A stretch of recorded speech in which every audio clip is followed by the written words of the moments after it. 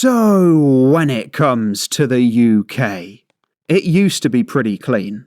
Now, I'm not saying it was spick and span, but you must admit, back in the day it looked far better than it does now. Because as you can see on screen, we've got this image here from a Twitter video. And in a moment, I'm going to show you some exclusive information that has never been seen before. I gotta tell you, you're gonna absolutely love it. But straight out the gates, that really does look bad. Just a massive pile of rubbish on the road, as if it's a third world country or something like that. Like this is something you'd see in Kurdistan. It's not something you'd see in the UK. And as you can see on the top here, you got Peshawar or something.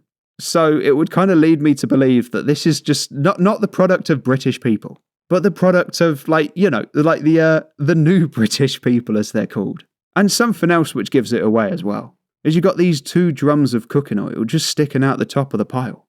Again, you don't really get it much these days in the English community. And just before I show you that exclusive information as well, I was actually sent this video by a viewer. He sent it to me on Twitter, and I'll leave his information down below. He's definitely one to follow. Because if you do see anything crazy out on your travels, feel free to send it in to myself.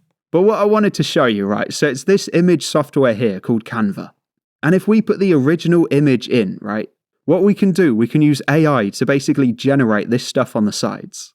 And you wouldn't believe what it come up with. I got a spoiler warning. I really don't think we live in the UK anymore.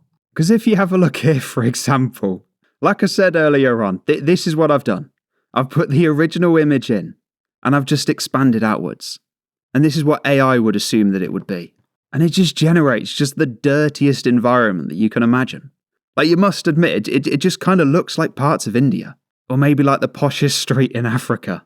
Either way, if you sent this back to someone like 50 years ago, they wouldn't have said that this is what Britain looks like. I've just done it a second time as well, and it's come up with this one. And you must admit, like anyone who's played GeoGuessr, or maybe anyone who's actually left the house and visited Africa for themselves, all the best to you, you won't find me there. But you must admit, it does resemble Africa somewhat. But let me know in the comments as well, who do you think's responsible for this? Do you think it's the British people? Or do you think that it's someone else?